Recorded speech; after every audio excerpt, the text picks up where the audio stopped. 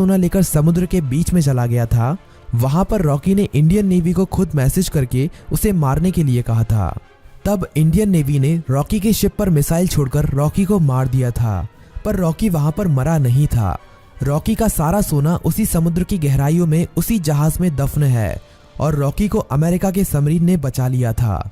ये submarine America के एक बिजनेसमैन की थी, जिसे रॉकी ने उन 3 सालों के बीच में अपना पार्टनर बना लिया था।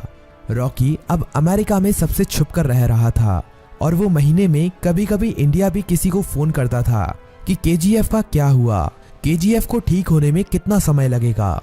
अब कहानी इंडिया में शिफ्ट होती है और हमें दिखाया जाता है कि सलार केजीएफ के तबाह होने के बाद केजीएफ को दोबारा से खड़ा कर रहा है और जो लोग बच गए थे उन सभी लोगों के साथ मिलकर रॉकी के साम्राज्य को दोबारा से खड़े करने में लगा हुआ है।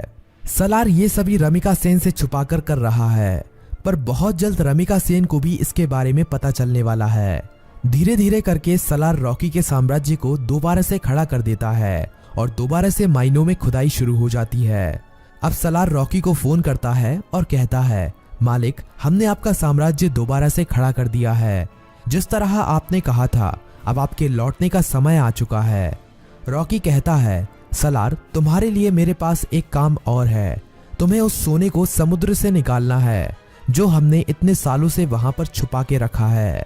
वो हमारी माइनों से ही निकला हुआ सोना है। इसे हमें किसी भी कीमत पर समुद्र से निकालना है। इस सोने की मदद से ही मैं दोबारा से भारत में अपने साम्राज्य को खड़ा करूंगा। सलार सोने को समुद्र से निकालने के काम में लग जाता है और इंडिया में अब एंट्री होती है रॉकी की। सलार अपने लोगों को कहता है कि मालिक कई सालों के बाद यहाँ पर पधार रहे हैं, उनके स्वागत में कोई भी कमी नहीं रहनी चाहिए। किसी को नहीं पता था कि ये मालिक कौन है। रॉकी अकेला ही अमेरिका से आ रहा होता है। केजीएफ में रॉकी का स्वागत धूमधाम से किया जाता है। सभी लोग रॉकी को देखकर हैरान थे, क्योंकि उन्हें लग रहा था कि रॉकी मर चुका है, लेकिन रॉकी तो अभी जिंदा है। रॉकी अपनी माइनों का काम देखने के बाद सीधा मिलना चाहता था रमिका सेन से। सलार कहता है कि हम भी उसके साथ चलेंगे, पर रॉकी कहता है कि नहीं, मैं अकेला ही मिलने जाऊंगा। रॉकी अकेला ही अपनी रोल्स रॉयल कार में जा रहा होता है। तभी नाके पर पुलिस उसे पकड़ लेती है। पुलिस वाले जानते नहीं हैं कि वो रॉकी है।